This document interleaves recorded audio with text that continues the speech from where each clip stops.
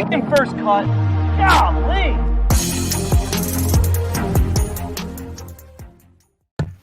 Welcome to the First Cut Podcast. I'm Rick Gehman, and this is your DFS preview for this week's Open Championship. And joining me to break it all down, Sia Nejad is here. Sia, rank these names. The Open Championship, the British Open. Go. It's funny because I was just going to say that I thought you were about to slip and say the British Open, but my favorite is the British Open. That's number one, and then I'll take the Open number two. Shocked that you went with the two extremes as 1 and 2, and the middle ground one, number 3. I would never say British Open seriously, but that is how I would create content because that's what people type into Google. So it's good for SEO. Greg, Greg DuCharme is here. Greg, what do you think? So I got a couple thoughts. One, I will call it the Open Championship or the Open, simply out of respect. I have far too much respect for the event to call it by the improper name. Although I do think the British Open makes a little bit more sense to me. Here in the United States, the Open is our national championship here. So it's not, it can't be anymore, but that's what we throw. Oh yeah, he's playing in the Open. Like he's playing in the amateur. It's very similar. So I don't think there's a problem with identifying where it is. Also the fact that it has been the British Open before. And it's one of the other ones at least was like last year, the Senior British or the Women's British Open, I believe one of those has that name in there. So I don't think there's anything wrong with having that description because it's just somewhere in Great Britain, in the UK. So, but out of respect, the Open Championship. Have we got off the rails already? No, this is perfectly on the rails. This is all right. Exactly according to plan. What else would be going according to plan would be someone winning $50,000 this week, and you don't even have to do it via DFS. You can do it with the golf props. I went into the lair. I came up with the props. They're now available, and you can win $50,000 on this week's major thanks to golf props from CBS Sports. Get in the action today and compete for $50,000 worth of a jackpot plus a guaranteed cash prize going to the winner. And best of all, Golf Props is 100% free to play. Just download the CBS Sports app or go to cbssports.com/props to play now. Pretty cool. $50K if you get them all right. Yeah, I'd say. And you wrote the props? Oh yeah, I always write the props. That means they're good. That means they're good. Yeah, there's a couple of nods in there. Listen, it's not by accident that one of the props includes both Bryson and Brooks against one another. That's not an accident. There's not an accident that one of them is regarding past champions. Come on, a nod to the history. I don't mess around. These are legit. You know what you're doing, Rick. So I'm looking forward to seeing them. Let's see if we know what we're doing for DFS this week, because with a major championship, Sia, comes major championship pricing, which usually means soft pricing. It usually means that the favorites are not as expensive as they usually are. And there is a plethora of names throughout that kind of provide value and salary cap relief. And you can really kind of make any lineup that you want. It's available to you. Yeah. And it's not just the softer pricing up top. I mean, when we go through these lists, it's that 7K range and 6K range where there's like a lot of eye-popping guys, whether they're on the Euro Tour or the PGA Tour. And it's like, wow, I could fit like 3 of these guys in my lineup that I would play in any, tournament. And now I can really stack the guys up top. So it's funny because every time a major comes around, I always tell you guys, oh, I have the winner, because everybody who makes a lineup during a major thinks they have the winner because the lineups are so good. So now it's just a matter of having your lineup be better than all the other good ones. Yeah. Everything on Wednesday night, which I guess this week, I think a lineup lock is 1:30 a.m. Thursday morning, I believe is the lock, but everything on Wednesday feels really, really good. But let's talk about the course here, Greg. And I'm going to pull up my site. It's RickRunGood.com. I've got the course key stats model up, and we'll flip through all the pages throughout the rest of the show. But Royal St. George's, I've been trying to do as much homework as possible, Greg. And I know, as with many Open championships, we are a hair at the mercy of the weather, depending on how this is going to play. And by weather, I specifically mean wind. Yes. And that's what it looks like. Now in the practice rounds, there'll be some rain. There's rain in the forecast. We'll see what happens with that. But it looks like the 4 tournament days, you're going to have some pretty nice weather. Wind looks to be pretty steady throughout the week.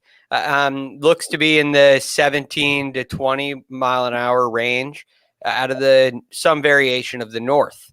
So we'll see how that plays out. Now, being close to the water, being in that part of the world, that can change very quickly.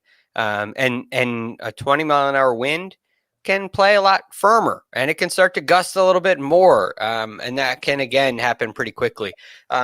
But weather-wise, it kind of reminds me a little bit of a cooler Kiowa, where you kind of have a steady all 4 days. I know it changed on Sunday at Kiowa, but you have it looks like for 4 days, you're going to have a very similar variation of the wind. So a unique open in that sense, where you don't have that one day where all of a sudden the wind is projected to be 30 miles an hour, or you have a big rainstorm coming in. It doesn't appear to be that way right now. But it is a little cooler. It's it's not going to get to 70. Apparently it may get high 60s, but it should definitely be a factor. So I'm curious to see how fast the golf course gets. I think ultimately you expect a 20 mile an hour wind in the open, but what's going to happen on the ground? Is it going to get really firm? Is it going to get really bouncy? I would say it's not going to early. It may by the end of the week. With the big W word, Sia, wind, I want to know how much that will play into your lineup construction. And there might not be a right answer to this, but I think there is a wrong answer to this. So let's see if you can find it. Well, the wrong answer is I'm going to completely ignore it, in my opinion. Okay. I mean, I that's just me. I know, Rick, I know your stance on wind and wind players when you get that question sometimes in your live chat. But I got to be honest, if we find out that there's a certain part of the draw that has 15 mile per hour winds, and then there's another part of the draw that has 25 with 30 mile per hour gusts, like that's a difference. Okay. It just is. So of course I might pivot off certain guys in that circumstance. And that is certainly different than my take of who plays well in the wind and who doesn't. That to me is, we don't have the time, nor do I have the energy to argue that. But the idea, so weather can change quickly, but you could get the wrong side or the right side of the draw. And I think that is certainly worth considering, just as it is every single week on the PGA Tour. So I don't think anything like that. Greg, when we start to look at winning score, which I know I feel like for this event is almost impossible to try to pin down 6 days in advance. But with that caveat, how does the RNA want this to play? Do they want this to be 20 under? Do they want it to be even par? Do they want it to be somewhere in the middle and just hope that the wind kind of does their bidding for them? Well, this is the beauty of the RNA, and it's something that they have built in. So, I mean, this, I'm sure, comes from way back when the game first started, but they've really stuck to it, and they don't care. They want it to play natural, which I think is there's a real beauty to that. So the same golf course one day may be the easiest course you've ever played, and they shred it, and it's easier. It makes TPC Deer Run look like a major championship venue. And then the very next day, it could be it could be a U.S. Open kind of scoring, where it's the toughest test in all of golf. And the difference is simply the weather. And they don't mess with it. They're not going to get it close to the edge. They're not going to run the risk of losing a golf course. It's always going to be fair. It's always going to hold up in the wind. I suppose there's an instance where it could get a little out of control, but they don't let the greens get so fast to where the wind blows it off the green. They're prepared for this. So they do it right for sure. And they don't care what the winning score is. So with the winds that are projected right now and the rain early in the week, I'm expecting a little better scoring than it was in 2011. I think 5 under 1 back then. We had a lot of rain. It was definitely a rain suit kind of a year back then. And without rain in the forecast, I think it'll play a little bit easier. So I would say somewhere around 10 under seems to be the right number. Unless there's a couple of mornings where it's really light, or if it really lays down in the late afternoons. And for the leaders coming in, it gets a little bit easier. If there's cloud cover and it doesn't really get burnt and fast. Typically, if there's no rain and there's just wind, it's really fast. And that's the challenge. But I don't know if we're going to get quite that brown kind of Open Championship. So I would say somewhere between 10 and 15 would be my lean. I'll say, to put one number on it, my guess, 12 under par. Greg DuCharme has guaranteed the winning score will be 12 under par, so you can act accordingly. Here is the cheat sheet. Here is the board. We're going to start where we normally do, at the top. But Sia, before we do, as of this moment, which is Monday afternoon, here's mainly the list of WDs that we have had. Hideki Matsuyama, Sung Jae Im, Kevin Na, Matt Wolff, Siwoo Kim, Bubba Watson, KH Lee, Zach Johnson, Ryan Moore, Danny Lee, Louis DeJager, I believe is how he pronounces that, and David Duval are all out. So if you were planning on playing any of those guys, do not. Let's focus on guys that are in the field, with the 5 at the top over $10,000. John Rahm, 11,300. Rory McIlroy, 10,900. Brooks Koepka, 10,700. DJ Dustin Johnson, 10,400. And the X-Man Xander Schauffele at an even 10,000. Sia, I'm just going to let you go in any direction you would like to go here. Pick some golfers and let's start talking about them. Well, listen, it's only fair that if Greg's going to pick the correct score, that I get to pick who's going to win the tournament. And I'm staring right at him. He's in this first range, and his name, of course, is Brooks Koepka. So I got to be honest, I like him the most. I like that he has a ton of link style experience. I like the fact that he's been good in British Opens before. Yes, on different venues, but good nonetheless. I love the fact that he really gears up in majors. And I am one that always kind of threw that narrative to the side, but it sort of bears out. And for the record, I throw it to the side when I'm talking about non-majors. In other words, I still think he wants to contend in those golf tournaments as well. But I just think Brooks is in really good form. The knee doesn't seem to be an issue. So it's Brooks and it's John Rahm for me. So it's really interesting. I'm very partial to Brooks Koepka here in this situation. He's not as expensive as John Rahm. He will probably not be as popular as Xander Schauffele. And I think if you asked the average golf fan, the casual viewer, Greg, how Brooks Koepka has been playing, I don't think you'd be like, oh man, he's playing great. But he is, right? I mean, 3 of his last 4, he has top 5 finishes. 2 of them are major championships. He's ball striking the heck out of it. Now we know he gets geared up. It's a weird situation. I think there's a hair of a disconnect between the perception of what Brooks Koepka has been up to and the reality of what Brooks Koepka has been up to. Yeah, I mean, it's really, since his win, he's had 2 or 3 weak events, and everything else has been contention. So most of the golf that Brooks Koepka has played this calendar year, has been in contention. And there's nothing to say that will change this week. What's the area of weakness in Brooks's game? I guess you would say maybe his bunker play or his short game around the greens. Short game's so different here, and you have to manufacture shots in a completely different way. And I think it allows a player to really will the ball. It's a different skill set in that you can be creative. You can find a way that you're comfortable with and execute. It's not always easy, but you can do that. And I believe that Brooks is among the elite in that regard. So yeah, I have a hard time going away from Brooks here. But at the same time, I have a really hard time staying away from John Rahm. It just feels like it felt going into the US Open. It feels like he's the best player in the world. I know he's number 2 in the world now. That's a different conversation, but he's the best player in the world. And I think Dustin Johnson would say the same thing. So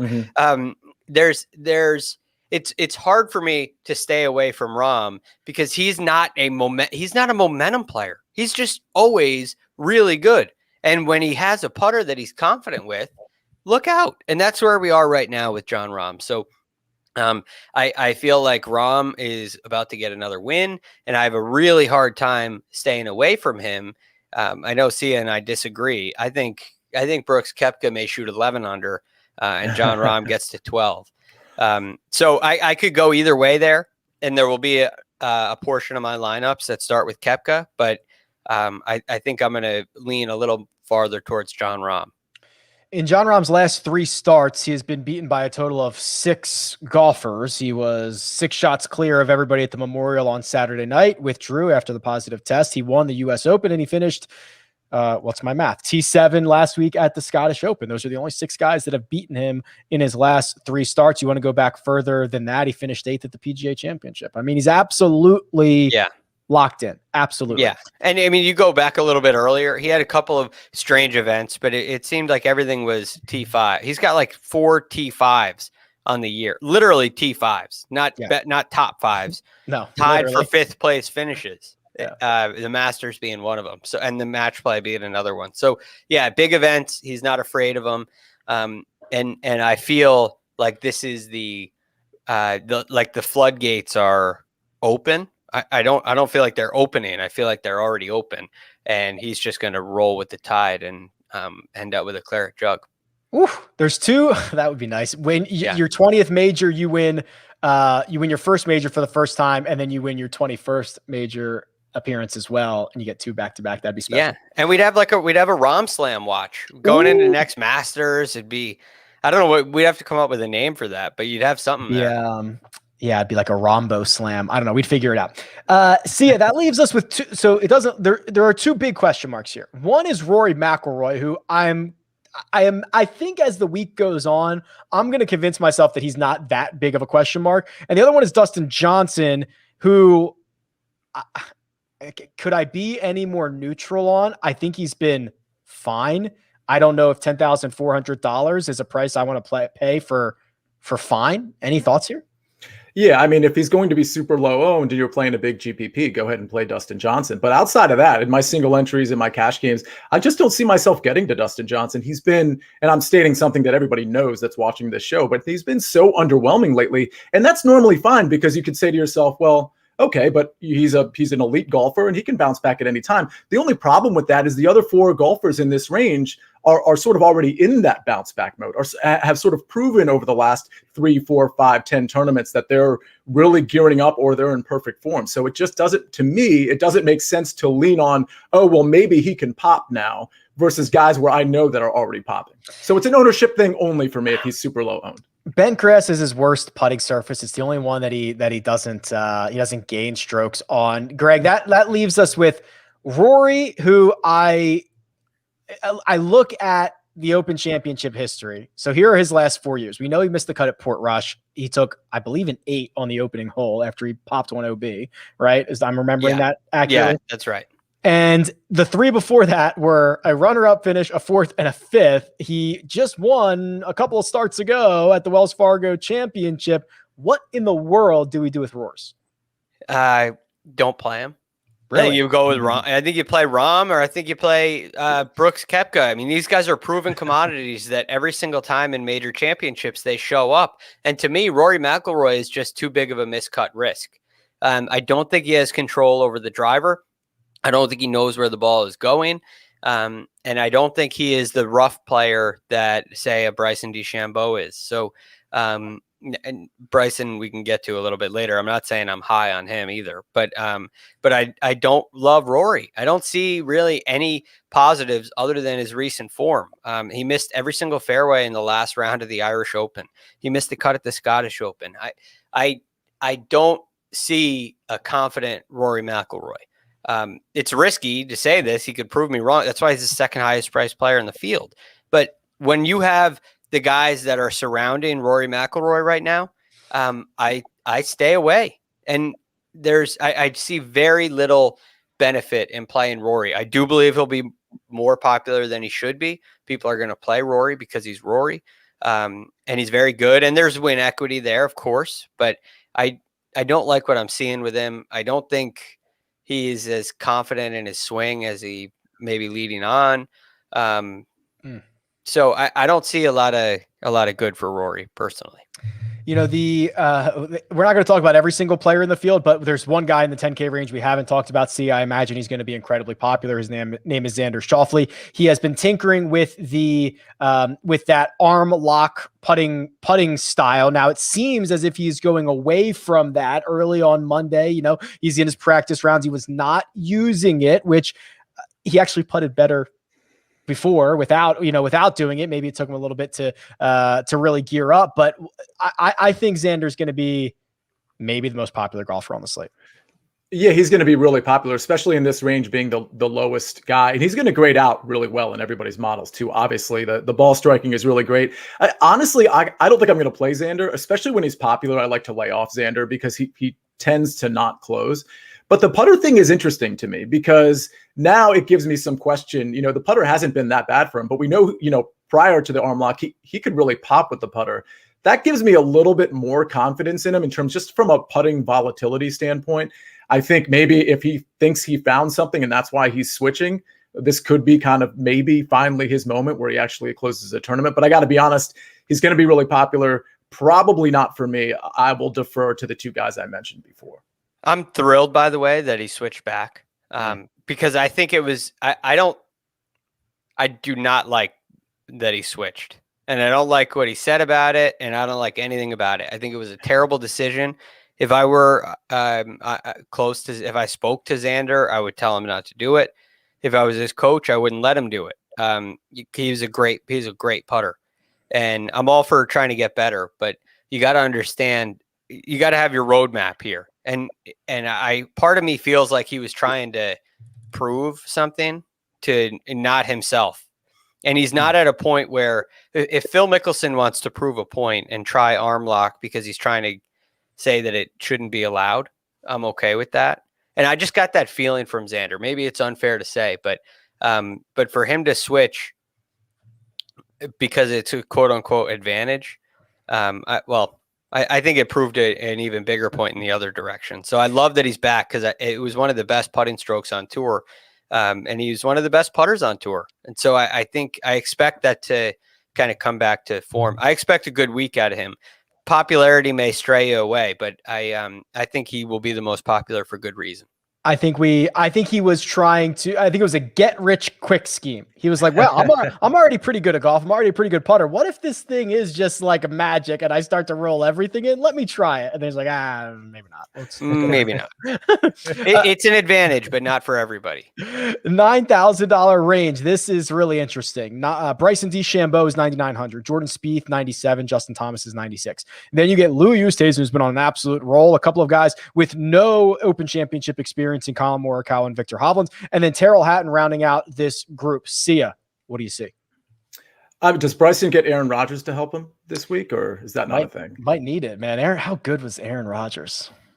Thank you, by the way. So, yes, congratulations. You got that right. Sorry, we didn't bet. Okay, so that was, first of all, Aaron Rodgers was unbelievable. He carried Bryson through that thing. Yes. And Brady wasn't. Brady was not. Yeah, yes, Brady was just as bad as he was the last time. I didn't think that was possible. Yeah, it was definitely possible. I took a victory lap on Twitter, guys. I don't know if you saw it, but the point is, I'm going to pass right over Bryson DeChambeau. I kind of like Jordan Spieth. I kind of want one of you two, or if not both of you, to convince me one way or the other because I haven't really decided on him. Guys, I have decided on Louis Oosthuizen. The track record, there's just really no disputing it. I mean, he's been so good. The recent form's been so good. The major form has been so good. The Open Championship form has been pretty good. So I think I don't want to call him safe necessarily because that's just one of those jinx words that I'll want to take back in a few days. But I think he's priced fairly. And I think in this crowd, he's going to find more fairways. He's going to find more greens in regulation and he can get hot with the putter. So that's a guy I probably like the most. I may take a chance on Colin Morikawa and Jordan Spieth, but right now, those are the only three I'm focused on. The number one putter on tour this season is Louis Oosthuizen. Let me take a crack at the Jordan Spieth, convincing you on Spieth. Since the start of 2021, it is Jordan Spieth, not Jon Rahm, who has been the best player on the PGA Tour. Spieth has gained 1.98 strokes per round. Jon Rahm 1.96, obviously very, very close, but Spieth has been phenomenal. I think he possesses the creativity that is required to hoist a claret jug. Greg, would you like to weigh in on the $9,000 range? I think Jordan Spieth is the play here for the reasons you just mentioned. He is a confident player right now. The style of golf fits him very well. Again, you have a golf course where you'll see pictures on the internet of the golf course kind of at high contrast. So you can really see the undulation in the fairway and on the greens and how much the property kind of ripples. And that makes it very difficult to hit fairways. So in a way, an accurate player gets the bad break a little bit more. You hit a bad shot, it goes into the rough, you hit it into the rough, right? But you hit a shot down the middle of the fairway that bounces into the rough, it can get very frustrating. And Just hit it straight into the rough. Yeah, right. And I think everybody's going to have to deal with that to some extent. We'll see how firm it gets. The bouncier it gets, the more into play that comes. But at the same time, when it's a little more green, that rough gets a little bit thicker. We've all seen videos of that so far. So Jordan, to me, has that kind of the magic and the creativity that is perfect for an Open Championship. And I love what he's done with the putter this year. I love what he's done around the greens. I love the iron play. And the other thing I really like is it doesn't ask for distance off the tee the way an Augusta National does, right? You can kind of you can plot your way around and not feel like you're losing anything. It's okay to be sneaky long. One reason why I like Colin Morikawa and Victor Hovland as well. But those are kind of the guys in that range that I like. I don't know how to. So I think Jordan Spieth has a real chance of winning this week. So I'm going to be pretty heavy Spieth. Okay, so there is not a flat lie in the fairway at Royal St. George's. You know where else, somewhere else that doesn't really give you a flat lie? Anybody? Augusta National. Oh, Jordan Spieth's been pretty good there. I mean, like this, I just love this. How about Kapalua? Jordan Spieth's been pretty good there. Yeah. I'm convinced, by the way. Thank you. Okay. Yeah. That was a big. Okay. So let's go into, so Greg mentioned Victor Hovland. To me, I love this. So let me present this case to you, Sia, because Greg has already kind of mentioned that he at least likes him a little bit. We have here a golfer who is widely considered a great ball striker, who has improved his short game, who has won in 2 windy scenarios, Puerto Rico, Mayakoba, who just added a European Tour victory 2 weeks ago. And he's 90. Is he 9,100 or 9,000? 9,100. I think Victor Hovland could win this. Yeah, part of the reason I mentioned Colin Morikawa over Victor Hovland, and I should have clarified, is because I don't think anybody's going to be really on Colin Morikawa. I do think people will be on Victor Hovland. So I just kind of thought in this tournament it would be a nice contrarian play. But you're right about Victor Hovland. I mean, I totally get it. The lack of British Open experience, or excuse me, Open Championship experience. I've done it again. Is a little concerning, like it would be with Colin, for example. But I don't know why. I think with Hovland, I have a little bit of a blind spot because I know he can have that blow up hole. Now, I'm a big fan of Hovland, but him being young and not having the Open Championship experience gets me sort of nervous about him having that 1 or 2 terrible holes and just, it could all fall apart. So I agree with you. I think he's a great play. I do think he could contend here. For whatever reason, right now, I'm not on him. See, I think the blow up hole that Victor Hovland is kind of known for is why he can win this tournament, why the experience doesn't matter. And the same is true for Morikawa, but not the blow up hole aspect, but the attitude aspect. These 2 guys are not inexperienced. They are, even though they haven't played in an Open Championship before, it almost feels like they have in a very strange way. And and the only reason I say that is they're prepared for this. They're prepared for this mentally. Victor Hovland gets a bad break into the rough. And I don't know if there's any player in the field who's more equipped to handle it, which is so bizarre because he's so young. Morikawa would be a rival. Spieth would be a rival in that. These guys understand how to handle those situations. And it's a thing of beauty to watch. And I give them a real chance. Where they're weak, I think those areas are mitigated to a degree in the Open. Their chances of putting well increases in an Open Championship. For Victor Hovland, the short game concerns there's some more workarounds in short game. It's still important. I'm not saying short game's not important, but where Victor Hovland is weak is more pitching.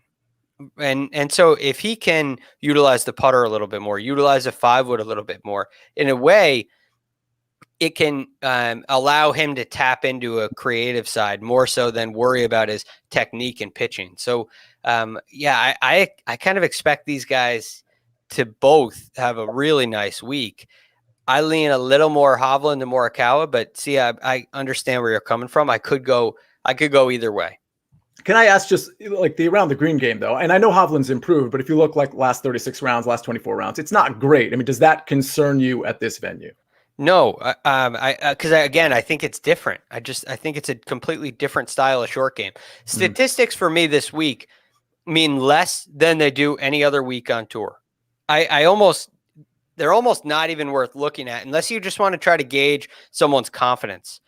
You want to see if someone's really struggling in a certain area.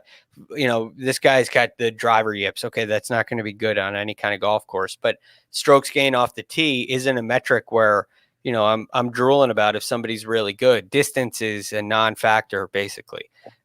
So I look at the short game as more long putting than anything else in a way, because you always have that option unless you're in a bunker. And even the bunker play is different than it is here in the States. It's a completely different style. So the weaknesses to me are not the same. They're going to be better this week than normal.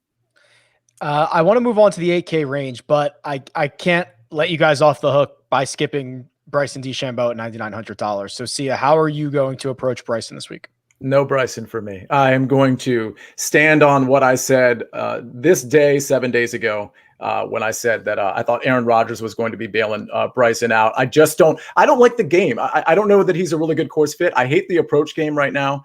And I have so many other guys. I'm kind of tired of the argument with Bryson where it's like, yeah, but his upside. I just disagree. But his upside, I disagree, especially when that upside hasn't really been achieved anytime in the recent future. So, I mean, give me the upside of the guys around him over him. Greg, Bryson, what are you doing? It's going to be a neg for me. I'm out on Bryson. I think Bryson's assets in the United States are not assets. In fact, they may be detractors in the US. You talk about spin rate, you talk about apex, you talk about distance. It's not that distance is a disadvantage, but Bryson hits it with an extremely high apex, which at a US Open is a huge asset. When you're talking about carrying corners of dog legs, it's a huge asset. But at some point, you're forced to play a ground game here. And I think there's a way where he could play well. He's a really good player, but the way this range shapes up, I mean, we never even talked about Justin Thomas, who's right there, who's a much better. So I just think the 9K range is full of better options than Bryson, and I'm staying away. Fair enough. Okay, we are going to go down to the 8K range. Lots of value in the 7 and the 6s, but first we're going to take a quick break and hear a word from our partners. And we're back. The $8,000 range starts with the two Patricks, Cantlay and Reed, goes down to Justin Rose, Tommy Fleetwood. Sia, it's a grab bag. What do you like out of this range?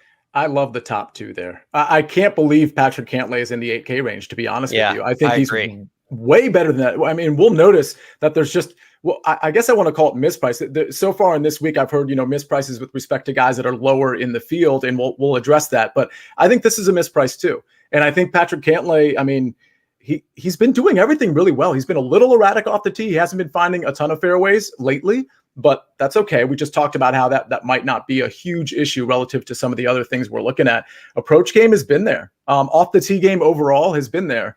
I don't see an argument against him at this price. This is really good value. Since the start of 2021, only 3 golfers have gained more strokes per round than Patrick Cantlay. Their names are Jordan Spieth, Jon Rahm, and Colin Morikawa, and that includes the slump that Patrick Cantlay went through, in which he missed 4 cuts in 7 starts. I mean, it's impressive that he is still even on that list. He's $8,900. Greg, I thought I heard an endorsement from Patrick Cantlay. You can hit on that. And are there others in this range that you are certainly considering? Yeah, the range is full of them. I mean, I would say the top 3 who are playing don't play Hideki. No, he's out.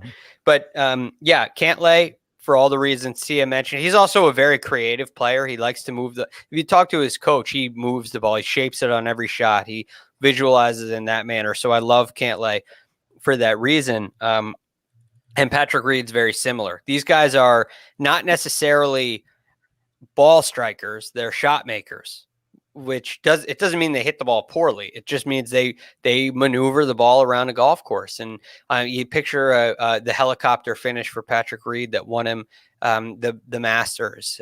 He works the ball with draws. He's learned that hold off kind of fade as a creative, a short game as anybody, and maybe the best putter in the world. Statistics don't bear that out, but maybe if you extend it over to 2015, he may be the best putter for that long of a stretch. But then you get to the one that really has my interest, and it's Paul Casey. So why Paul Casey? Well, Paul Casey. Yes, I was hoping Jacob was like not asleep at the wheel. Yeah, good job, Jacob. He was on it. Yeah, good job. Give me Paul Casey. The reason being, he might be the guy this week. If you're going down the Sia Nejad narrative street and you're expecting a big story, you're expecting a first-time major winner, everybody seems to be looking toward Lee Westwood. Yes. And Rick, as you know, back in whenever that was, January. Oh, yeah. I made a little early call on Lee Westwood. This is coming due now. It's coming due now. And so when we get to 7K, you can mark me down for Lee Westwood. I'm very pro Westwood this week, but it's played out almost too well, where everybody's looking at Lee Westwood as a great sleeper, and he is. I'm not taking anything away from him, but Paul Casey may be the forgotten guy in a very similar category. So Paul Casey's coming off of, it was 36th at the Travelers, which is just okay, right? Not great. Didn't really play any bad rounds, but never got hot. Then at the US Open, he was 7th. At the Porsche European Open, he was 6th. At the PGA, he was 4th. We remember what he did at the PGA at Harding Park. His major championships have been phenomenal. They've been absolutely fantastic. And I feel like he's really, really, really confident right now. And I could see a Darren Clarke's kind of story come to life again with Paul Casey. Lee Westwood, I think, is in that category too, but I wouldn't be surprised if it was Paul Casey. And Paul Casey is playing some really good golf right now. And he's definitely got the game to win a major. Question is, what is he going to do when he really gets that chance? And I think he's shown steps forward where in recent majors, it hasn't been, he hasn't necessarily fallen off. He just hasn't quite done enough. Like he shot 70 in the final round of the US Open. PGA Championship, he shot 71. He shot 3 71s that week. It's not like he choked it away, which means he's strong. He's playing consistent golf. He's ready to perform for 4 days in a tournament. And I wouldn't be surprised if this was a Paul Casey week at all. And I'm definitely going to play a lot of Paul Casey.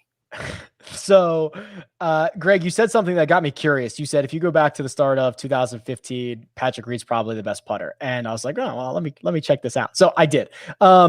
It's very, very close. There are. I'm throwing out small sample sizes. There are 1, 2, 3, 4, 5 golfers with at least 200 rounds that are better than Patrick Reed. Patrick Reed's 6, so you're absolutely on the right track. Okay. Yeah, it's phenomenal. It's phenomenal. He's good every year. Any of them name brand players? So, well, that's the question. Can you name any of them, or would you like to take a crack at any of them? Well, sorry, and they're in this field, if that helps. So I've narrowed it down to just guys in this field. Oh, okay. Yeah. Very interesting. So yeah, that narrows it down. Man, I'm not really sure where to start. I don't know if I would get these. I'll be real honest. It makes me think Denny McCarthy is not He doesn't have enough rounds. Yeah, that would be my guess. So he's probably out. Spieth has had a couple of years that were really bad, so I'm guessing he's out. Yeah, he's like 10th or 11th. Yeah. Right. So where does that leave me? No, because Louis just kind of turned into he just kind of really turned into this really good putter. Louis is below Jordan Spieth. Louis is like 25th. It's going to be tough. Yeah, I don't even know where to. I don't even know where to go. Number 1 is Brendan Todd. Okay. Number 2 is Brandt Snedeker. Okay. Number 3 is Harris English. Number 4 is a former number 1 player you should get. Jason Day. I should have gotten that one before you even mentioned it. I should have. Jason Day, number 4, and then number 5. Sorry, these weren't that hard. Number 5 is a guy that we're going to talk about in the next range that I think a lot of people like this week. He is a European. No, it's not Fitzpatrick. It's Fitzpatrick. Yeah, it is. Yeah, Matt Fitzpatrick. Yeah. Okay. 223 so rounds. That one I would not have gotten that one. Well, I obviously can't say that what I didn't get any of that. I should have gotten Day and Snedeker. I'll give you credit for this. Of anybody who has as many rounds as Patrick Reed, he's number 1. All these guys have less rounds. That's the consistency of how good he has been for a very and no one's contended. No one's contended at the level that Patrick Reed has in that. These are guys that there they sneak out a win here and there, shoot a 59 at the Wyndham, something like that. And they've had their moments, but none of them have had the performance over a steady period of time as Patrick Reed. So Jason Day might have an issue with that statement, but otherwise you're absolutely right. Since 2015, I guess 15, 16 were pretty good for Jason Day. He reached number 1 in the world. Yeah, I digress. Sia, for the very first time in a long time, Tony Finau is not a free space at a major championship. He's normally a free space, not only for the top 10 upside, but the ability to score a lot of fantasy points. He enters this week off 2 consecutive missed cuts, but his Open Championship history better than most guys in this field. Yeah, but it's history. That's the operative word in my opinion. I'm sorry. I'm just not going to do it again. I haven't been a Tony Finau guy, but I got to admit there have been a few times that I've been on Tony Finau at reasonable prices with that upside that we talked about. It's been a disaster every time I've dove into those waters. So I'm really just not interested. I agree that he has upside, and I agree 8,400 is a really good price to pay for somebody that has that type of potential. So if you want to do it, go for it. But for me, I'm just going to pivot way away from him. The only other name that I think I want to at least spend a hair of oxygen on is Scotty Scheffler. Played well at the Scottish Open last week. He doesn't have the Open Championship experience, but he's been playing really well. 7th at the US Open, 3rd at the Memorial, 8th at the PGA. This feels like a guy who's rocking and rolling in the right direction. Yeah, he's Scotty Scheffler is an elite driver of the golf ball.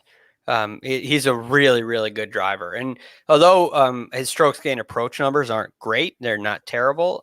He hits a lot of greens in regulation, which I think can be a good thing. He's also a good putter. He's got a really solid style of game, and he does kind of strike me as a creative type. I don't feel as strongly about him as a rookie as I do about Morikawa and Hovland.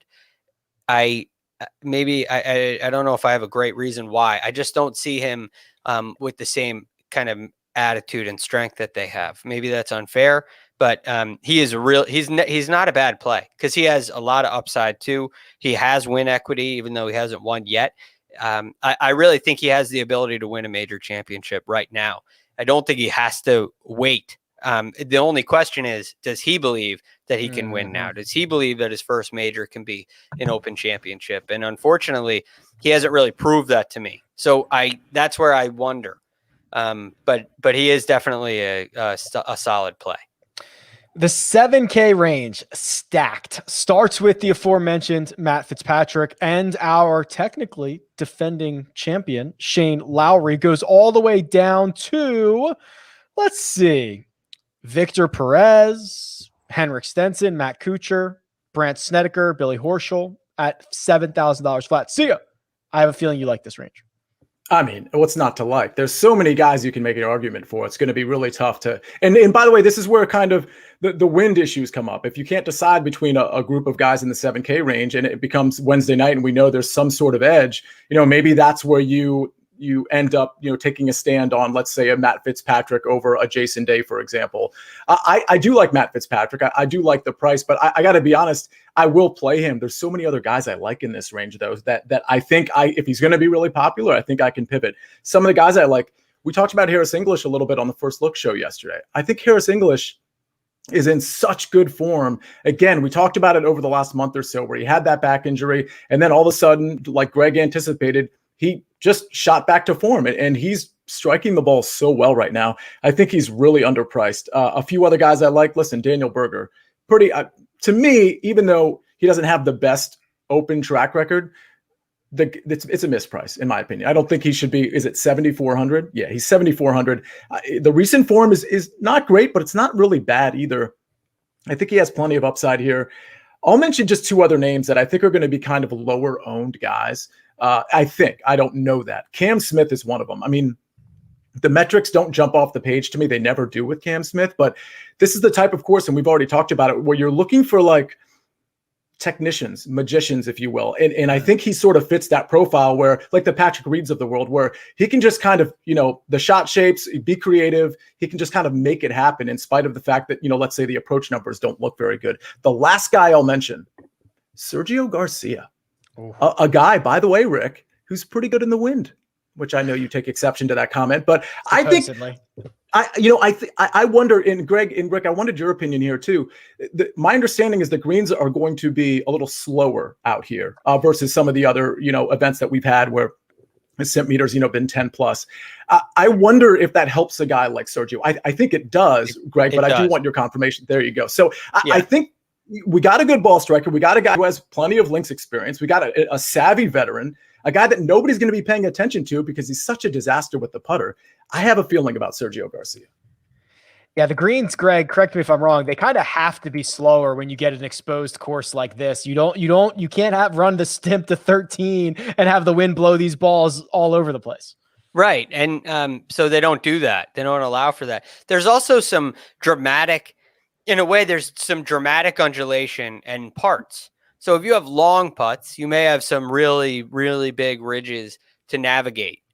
But they're not necessarily like Augusta National undulating, where there's a severe amount of tilt, where you're going to have a 20-foot putt that breaks 20 feet because it just continues to break and break and break. You're going to have breaks on ridges and on edges. And see it to your question, when greens get slower, breaks are less. So even if you had a 4-degree tilt that was exactly the same tilt as it was at Augusta National, it would break significantly less. And so when putts get straighter, which they do because they get slower, putts get straighter, speed becomes less important. It's still important, and putting's still important, but line becomes a lot more important, and you have a guy who's not a skilled Jordan Spieth, Patrick Reed type putter can putt really well. Again, putting is still crucial.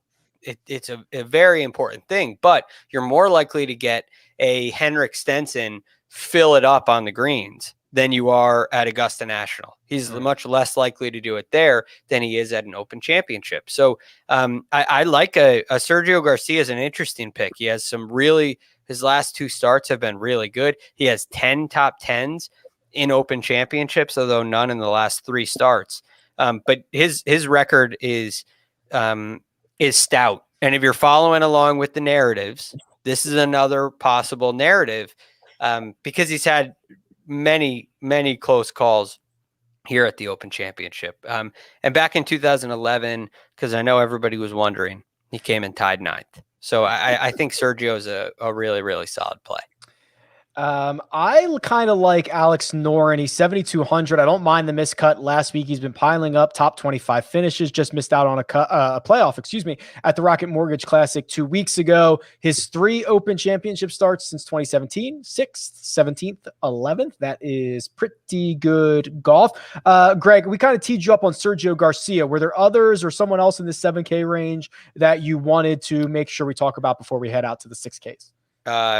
Yeah. Lee Westwood, right? Yeah. Last That's time, right? 2014. So again, he's played 25 Open Championships. It's quite a few. He has a second. He has a third. He's got 6 top 10s. He's made 19 cuts, which is a lot. So it's not the record that Sergio has, where there's contention after contention after contention, year after year after year. But it's really quite good. And the other thing about Lee Westwood is the form has been good, not great, which maybe that's a good thing, but for the year, it's been a really, really strong year. So I love what I've seen out of Lee Westwood, and I got to stick to my guns from way back when. Yeah, this was like nobody would remember. Yeah, you should have just waited till he won it and then like brought it up. Or if he doesn't, just never bring it up again. But your credit. So I believe this was, if I remember correctly, we did like a way too early major preview before the year started. Yes. And we all picked winners, I think, for each major. You picked Lee Westwood. And at the time, we laughed and laughed and laughed. And he was 150 to 1 or 200 to 1 or something crazy. Then he started winning and he started contending. We were like, oh boy. And now our friends over at William Hill have him at 40 to 1. So Greg, I will give you a tip of the cap because you certainly got the better number on it by a significant margin. Right. And yeah, I had he wasn't my only guy. So it wasn't like he was my horror. I thought Dustin Johnson was, but that was back when he was the best player in the world. So how times have changed. But the Lee Westwood thing has really come into fruition. It's been a great year form-wise for him, and he's somebody that I am very interested in. Another guy who has my interest, another one you may laugh and laugh and laugh at, Ricky Fowler. Ricky Fowler. Yes. See, I form my picks based on sound bites that we have. Smart, actually. It's unfortunately, I can't go with the Bubba Watson. I thought off the top we were going to say Bubba Watson has unfortunately had to withdraw, so we could get that sound bite too. You know what you can't also go with? Kevin Na. Yeah, Kevin Na. Kevin Na Fowler. We have a Mudball one. We have the Give Me Paul Casey. Actually, we have the Siwoo. We have the Mudball. We might actually be fully out except for Paul Casey. Yeah, we're close. Maybe you could play the Mudball one at some point randomly. But the thing I like about Ricky Fowler is every time I say it, I want to hear that sound. But the thing I really like is tied 6th last year. He was tied 2nd in 2014. He was tied 5th here at Royal St. George's back in 2011.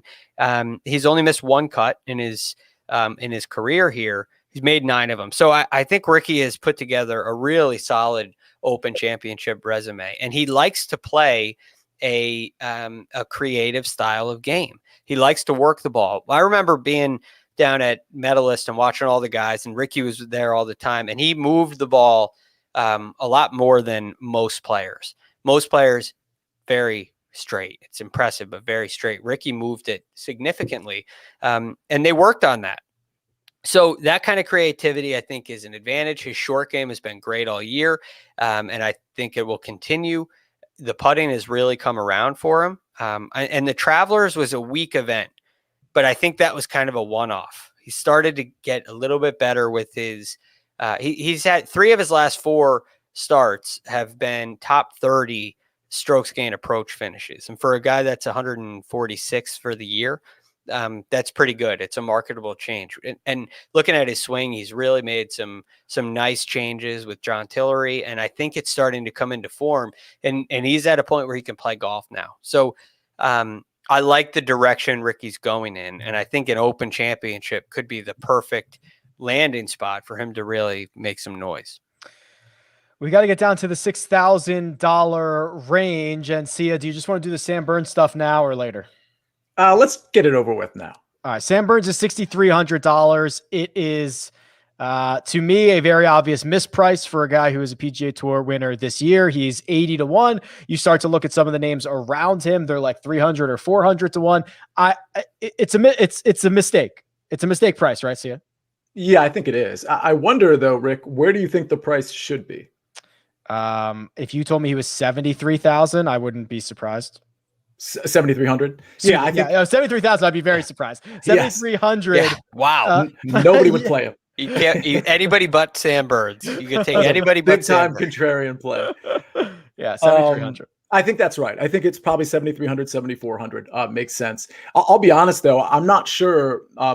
Please, I'd like to know your opinion on this. I think for most of the single entry GPPs that I'm going to be doing are 3 maxes, which is what I like to play more than most things. I don't know that I'm going to be playing much of him. I don't know, like as much as he should be like 7,400, that doesn't make him a guy that's like, oh, well, he's kind of like more lockish to make the cut. And I think that's where the value is there. I totally get it. But if he's going to be really popular in that range, I'm not sure I'm going to play him because I think his missed cut equity is still pretty high.